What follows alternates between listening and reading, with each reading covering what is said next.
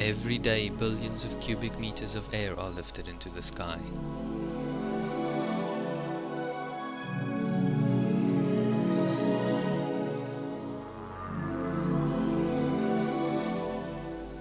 In this way, many particles, some small and some not so small, are carried up. Incredible it may seem that some stay aloft for days on end, even circumnavigate the earth before returning to the ground.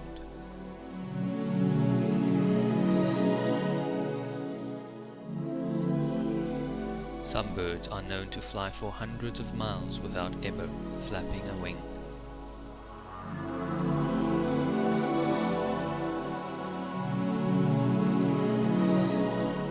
For soaring pilots, the attraction is enormous. The sky and air holds the secrets to many hours of effortless flying, and for them the experience is almost religious. Indeed, most pilots will agree that soaring is an art rather than a sport.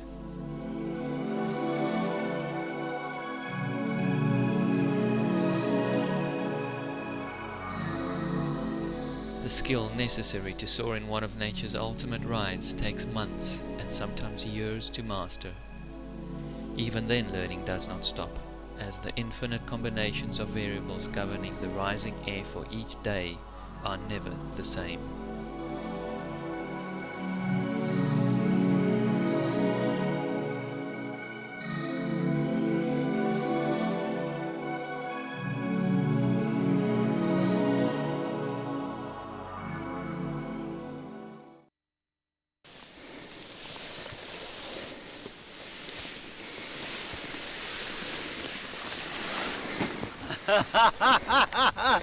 The kids alive. watching TV, yeah. Oh dear.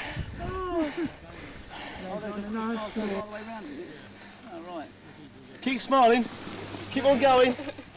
We've only got another hour and a half of this. I'll leave it more and more, Chris. Yeah.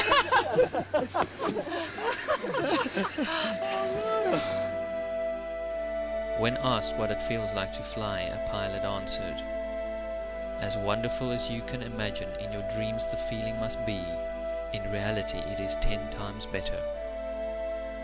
The reward for the pilots climbing this mountain is the realization of mankind's oldest dream, flying in its purest form.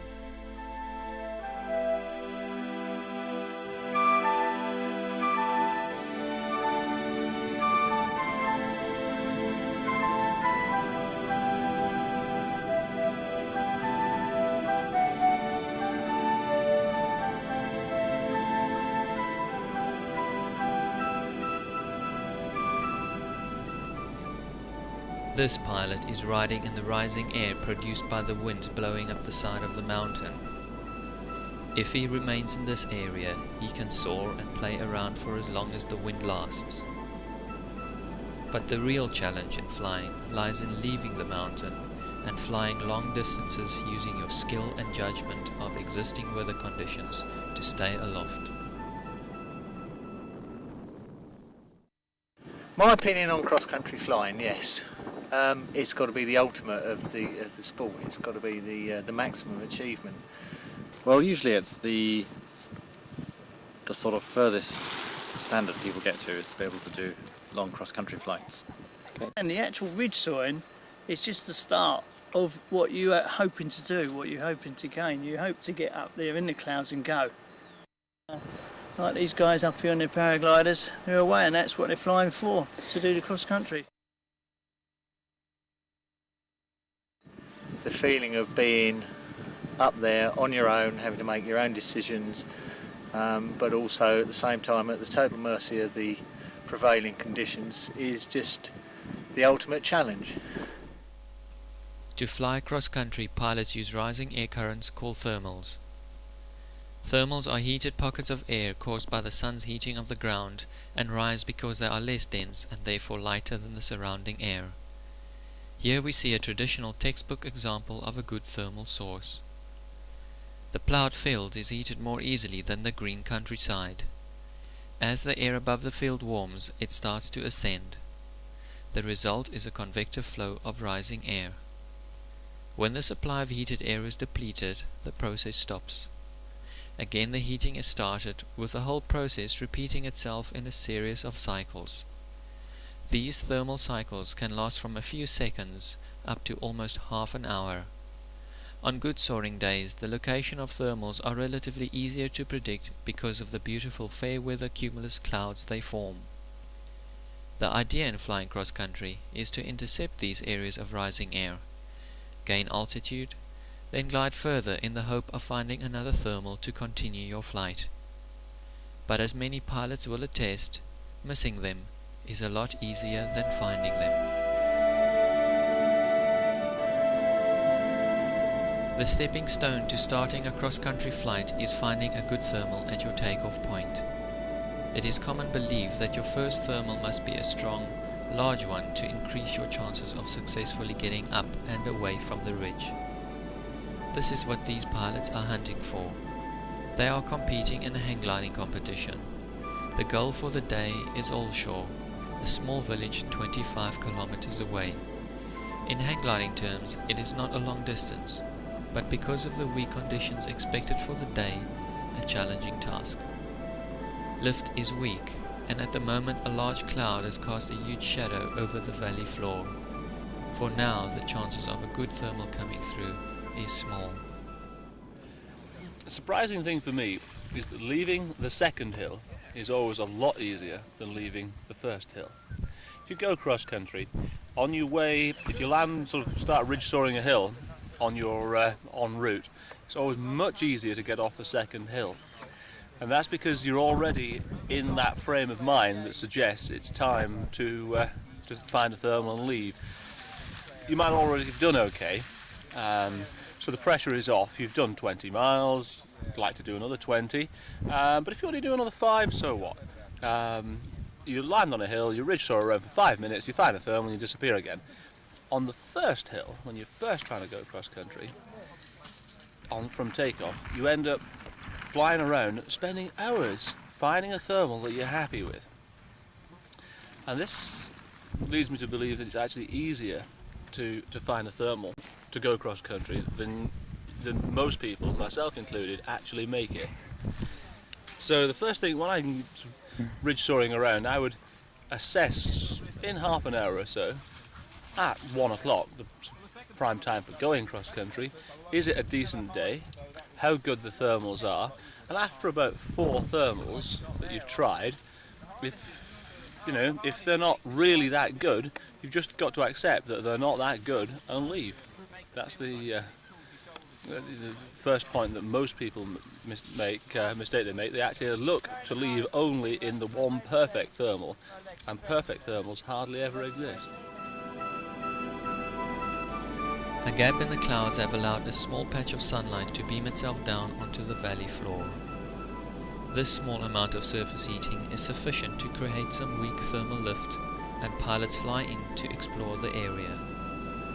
On very cloudy days, small patches of sunlight are normally very good thermal sources.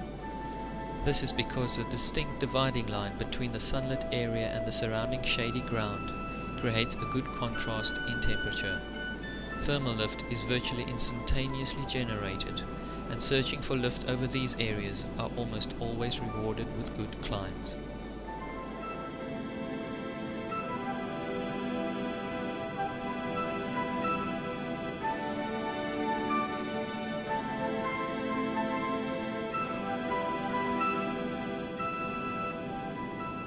So long as the thermal is consistently going up. That is, if you're going round and it's 5 up one side, 1 up the other side, quite broken, averaging 2 to 3, then I would say this is probably not the thermal to be in, even if you're 1,000 feet above the hill and climbing steadily away.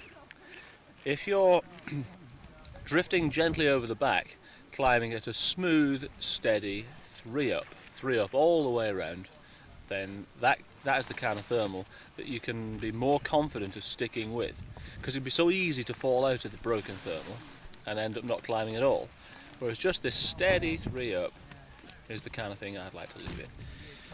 One mistake people make is they don't go far enough back with thermals that they're just testing out, particularly on days when it's quite light wind. If it's actually quite difficult to ridge soar on the hill, you might as well just soar, just go back with a weak thermal, because as you're going up you might get better, and you can go miles behind the hill on a day when it's only blowing sort of 8 to 10 miles an hour. You can go up in 2 up and still come back.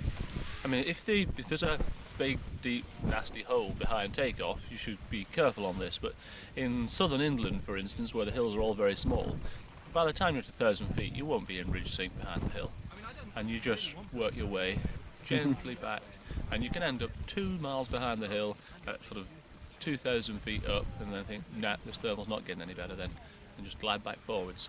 That's the other problem, is it's very often difficult to be very high. If it's windy, you're going to go over the back of the hill, and if the highest you can get before you're actually committed to disappearing is 800 feet, then 800 feet is all you get. You just make your choice, and so long as it's a smooth thermal, then you go. After more than half an hour, the large cloud that blocked the sun from heating the valley floor has cleared away. Conditions have improved immensely, and our pilot finds himself climbing in a thermal steadily away from the ridge. When you are low, whether conditions are weak or strong, it pays to be patient. You can drift for kilometers on end in zero sinking air, and very often these weak thermals drift over new thermal sources, getting new life and turning into boomers. Here it is well illustrated by the competitors circling over the next valley, as we see how far they have drifted with the same thermal, gaining only a few hundred feet. For our competitors, it has paid off, as the thermal increases in strength and they all start to climb really well.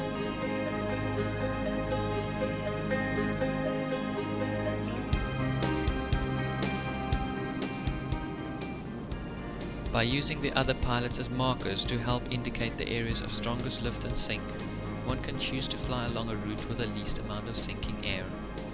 Watch as the pilot flies over to join a group of gliders that is marking a strong thermal.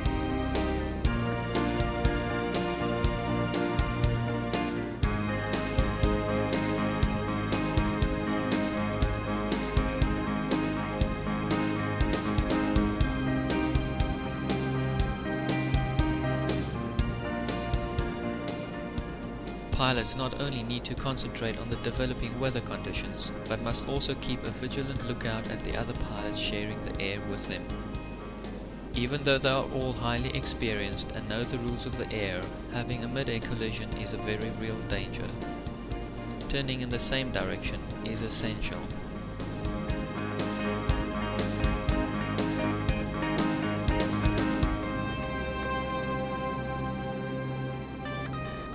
Our pilot has become aware of another glider whose path is getting too close for comfort. At the expense of losing some hard-earned altitude, he decides to take evasive action. Pulling in, he dives while the other pilot pushes out to turn away.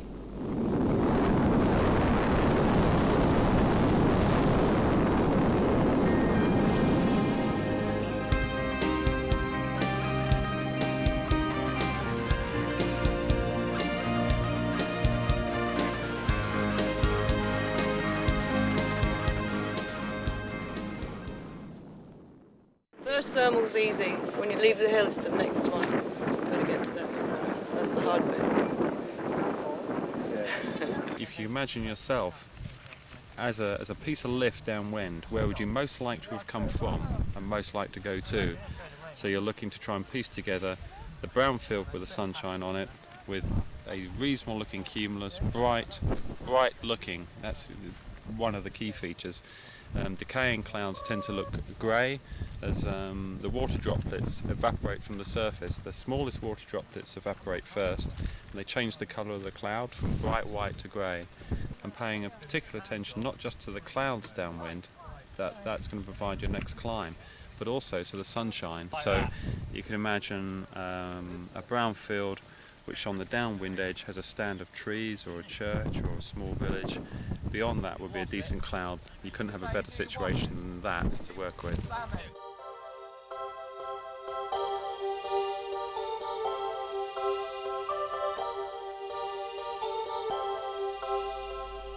This pilot is flying into wind to a thermal that he has identified as active by looking at the cloud shadow. Sometimes when you are near cloud base it becomes difficult to see the details of other clouds, but by looking at the cloud shadows one is able to get a good idea of their size and if they are building or decaying. Let us look at this cloud shadow and see how it drifts and changes shape. Notice how the shadow splits into two. This means the cloud has two thermal cells. The one on the left is decaying, while the one on the right is actively growing. Pay particular attention at the edges of a cloud shadow and see how they become clear and defined as the cell reaches its most active stage.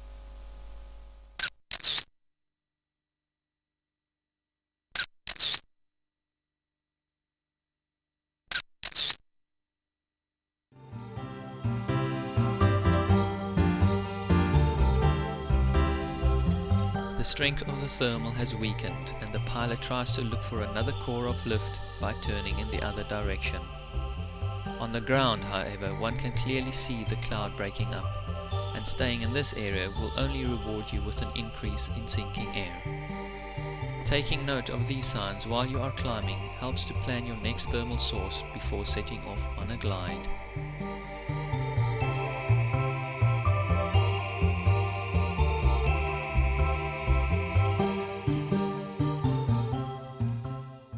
Airspace is a major consideration. Okay. Get yourself a 500,000 scale air map and make sure that you understand what the pieces of airspace mean. When I was trying to work stuff out for myself, I had a one edition. I had a brand new map and I had an edition which was last year's, which is out of date. And I literally went over that with one of these Tipex things, crossing out everything which wasn't relevant. So all the airways which are at 11,500 feet and things like that, you can just cross them out because they're just cluttering the map, and you reduce the map to just a few items that you really need to know about, like the air traffic zones and the major control areas around things like London, Gatwick and pieces like that. The map looks highly complex when you start, but again you can make it easy. And the last thing you want when you're on a cross country, you've got a few miles into the journey and you're having a good time, is to have a piece of airspace on your map ahead of you that you don't know what it is. And if you don't know the difference between prohibited and danger areas and restricted areas, then it's a good time to find out, over the winter when you can't actually go fly and get these things out of the way. So the only thing you have to do when you take off is just to work out which fields and which clouds to point at, and just unload your head.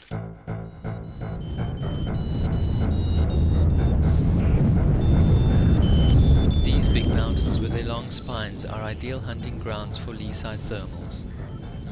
A popular and reliable source of lift for soaring pilots, lee-side thermals are not without risk.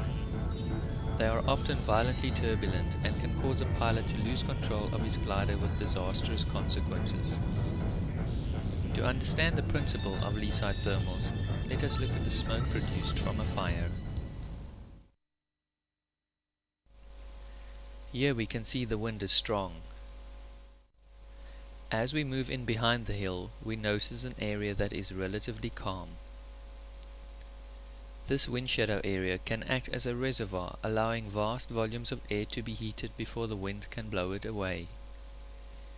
If the lee side of the hill is facing the sun, strong lee side thermals are almost certain to form, and overflying such an area is very worthwhile. Remember to concentrate to stay in the lift, since falling out of a lee side thermal can put you into a difficult and dangerous situation. The unpredictable airflow in the lee of a hill makes this one area you do not want to land in.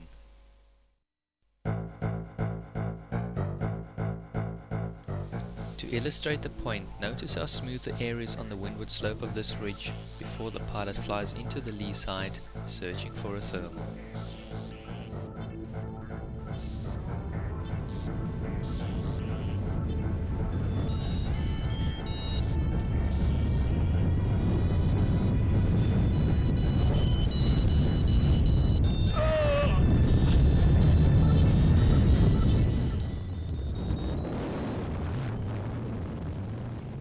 This pilot is coping with a turbulent but strong thermal that originated from the lee of one of the mountain spines far below.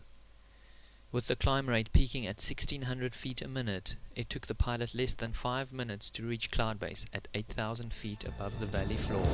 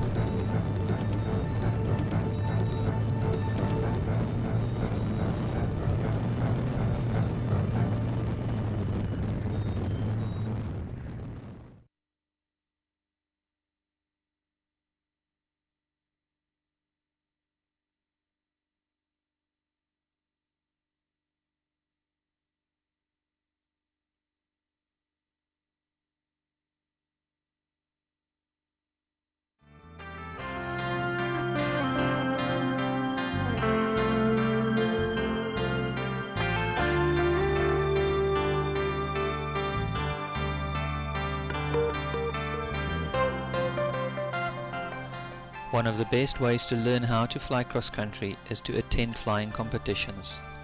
These competitions are all based upon cross-country flying and are always well attended by the most experienced pilots in the country. Not only will you have many opportunities to talk to them, but you will also be able to share the air and listen to their flying stories. In this way you will pick up many good tips and gain invaluable experience. Because I want to get there before it is so dark you can't actually take photographs or land. That was the day that we were climbing in wave from about 100 foot off the deck. Yeah. The balloon came out of the cloud. That was great. Yeah, did you see the cloud light up? No, I didn't see that. The cloud. I was flying towards that cloud and it actually glowed. And then went out again. Wow. And it glowed again and this balloon came out of the cloud. And I was going to do a 180 round the balloon, but I hit a wave before we got there. Sorry. Oh, that was the wave day from here? Yeah. Paisley Bridge day? Yeah. Yeah, that was good, wasn't it? And we were parked pretty dark when you landed.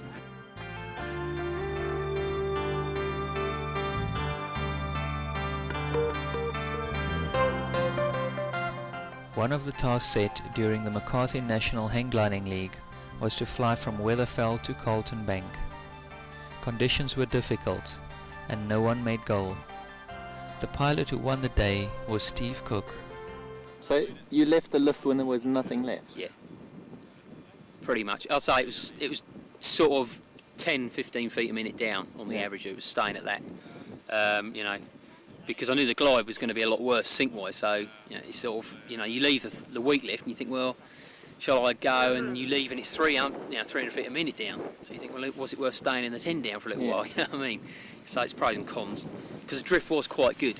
Yeah. So it was worth staying until it was completely useless. And there were 4 of you started in your little gaggle, and in the end everybody fell out except you. Well, we crossed the other side of the valley and we were all staying together, and there's a bit of a ridge on the other side that might have produced something. So we decided to cross to that. And there were some bits and bobs coming off there, but it was, you know, it was losing more than it was gaining. Then Darren headed off to the southeast, and he went to a small town, and he got something, but he was too low to get up in it, and ended up just making a landing approach. We crossed over this because he was climbing, so we thought there was something there, but he was obviously too low to stay in it. But obviously we are higher, so we got a better chance of getting up in it. Me and Chris crossed over there, but it wasn't very good, and I saw a kestrel going up just slightly downwind of where we were, and I thought, well, I'll look at that. Chris stayed to try and find what was there. I got to the kestrel, started climbing in it weakly. He spotted me, came across, but he was too low by the time he got there and couldn't get it. And he suicide glided off to try and find something else, and there was nothing else because he was down about sort of 600 or 700 feet by this time. I then worked that for a bit and then lost it, and I could see fluff coming up out the fields beyond, some little bits of stuff, and they were quite good looking fields ploughed up. Went across there and got something quite good for a little while, did about a dozen or so turns and climbed about 500 or 600 feet in that, thinking, yeah, I'm going to get up here now, this is it, I'm away. And then it all just seemed to break up. I had a good search around, couldn't find it, decided to head off before, trying to get the max glide then, because it was all over pretty much at that point, I thought. So I headed off, got back on track, got quite good air on the glide, and then just basically max glided. There was good fields to land in, so I could just glide until I was down about 20 feet, and then just turned it into wind. It was over.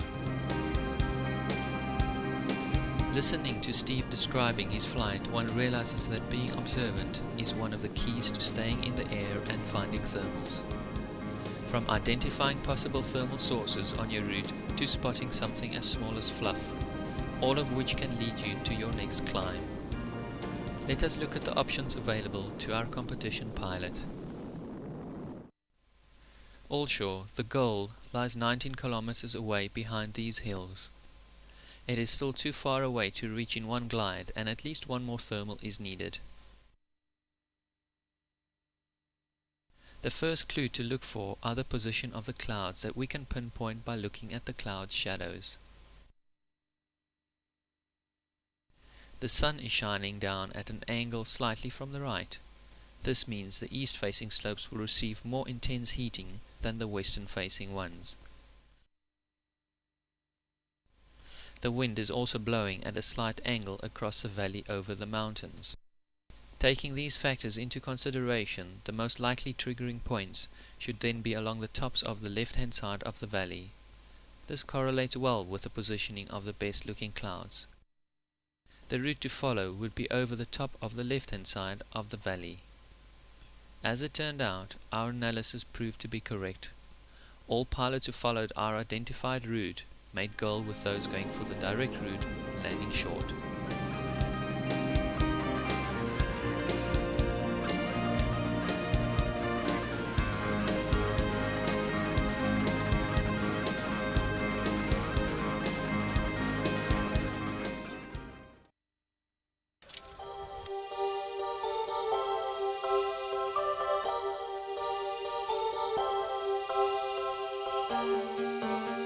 Pushing the limits for open distance flying is the ultimate challenge for soaring pilots.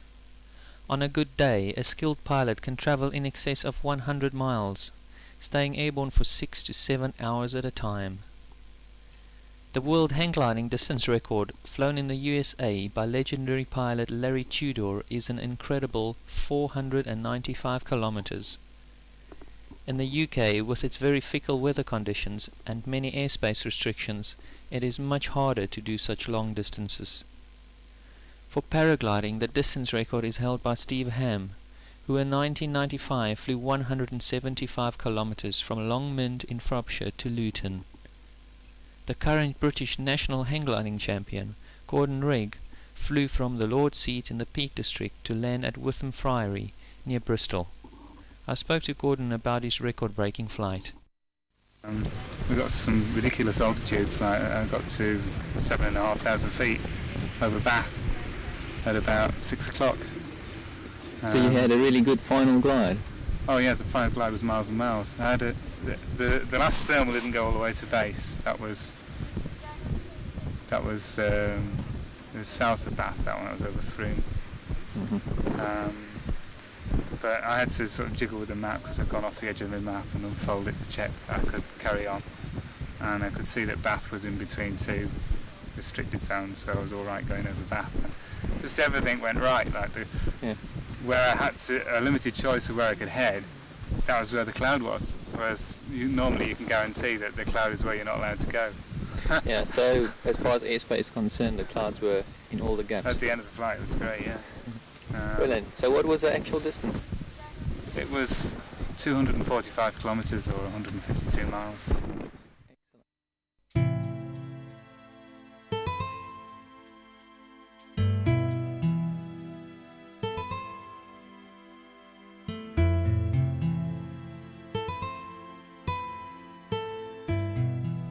Flying cross-country is not only about how far you can fly. Just getting up and away from your local area can give you a great sense of achievement. Even a short 10 or 30 kilometer flight can provide you with wonderful memories and priceless views that will last a lifetime.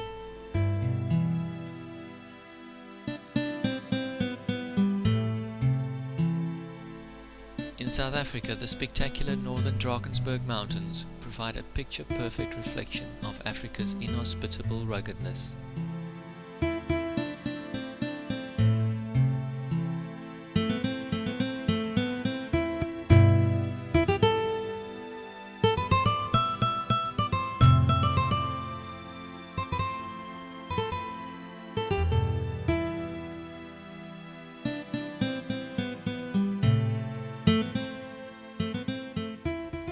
In the northern hemisphere, Fiersch, a small village in the Rhone Valley of Switzerland, must rate as one of the most beautiful places in the world to fly. The spectacular beauty of the alleged glacier that greets you as you climb up over the Eggishorn is a sight sought by many pilots. Far in the background, the impressive peaks of the Jungfrau, the Eiger and the mighty Finsteraar Horn tower to a staggering 4,274 meters above sea level.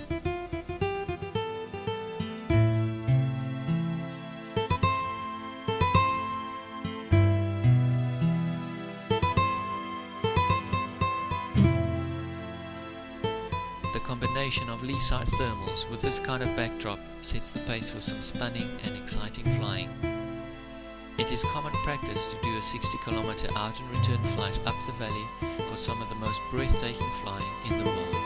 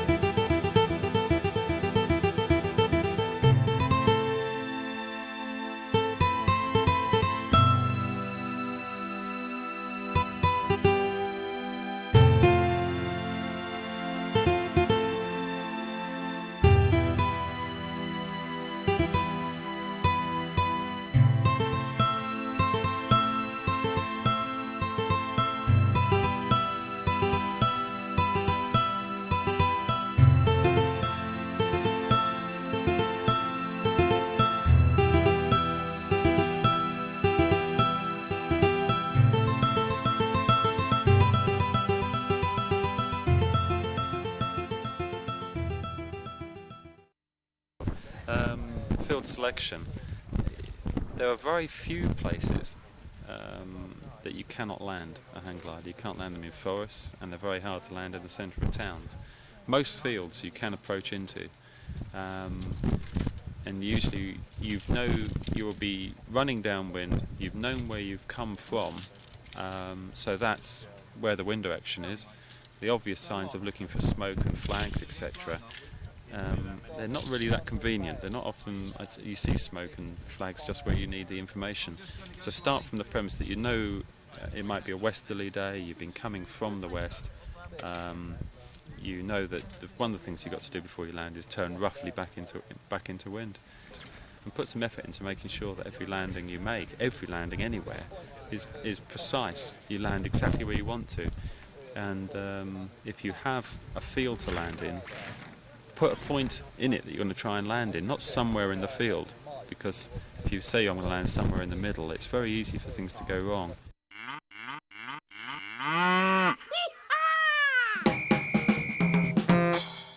And come in with loads of speed.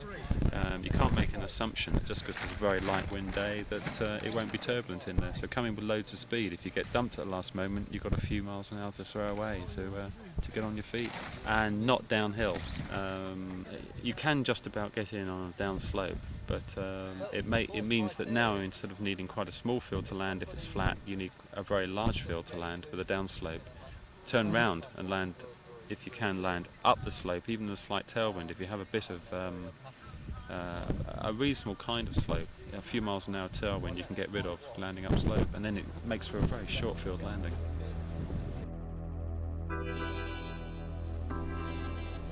At 300 feet, our pilot commits himself to land. Flying over the field he has selected, he carefully inspects it for any hidden dangers. Fields that you are unfamiliar with could have obstacles like fences, power lines, rocks, foxholes, and even deceiving slopes. Having a good look at your intended landing field is imperative.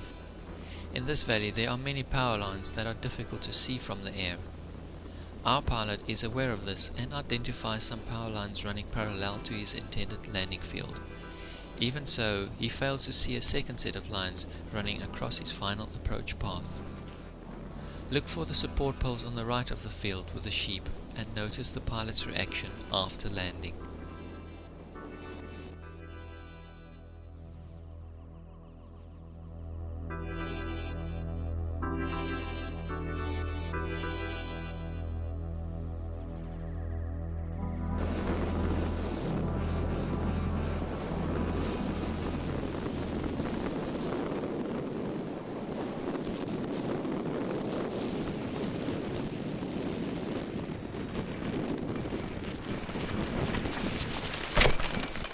I miss them. Jesus.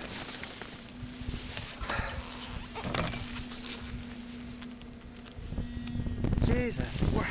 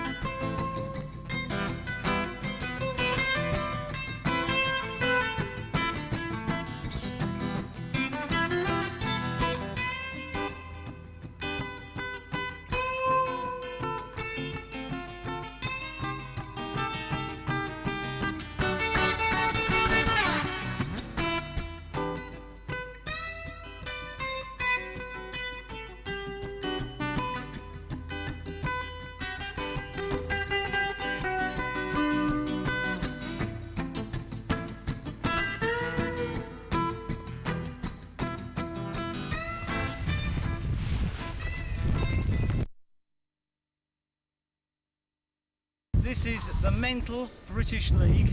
I couldn't manage Pamela Anderson actually at the moment. Aussie, I want you. Aussie, I want you. No, piss off, Pamela. Go away. They don't have hills there, do they? Did you notice any cows in the field? I noticed cows, yeah. Yeah. And what about that one little cow that was right in front of you? If you'd fled a bit late, you might have gone smack into it. I didn't see that. You didn't see that? No. I'm going to have to refresh your memory with the video. Oh dear. What do I get done for then? Good cross-country flying. I don't really know what it is actually. It sounds great. But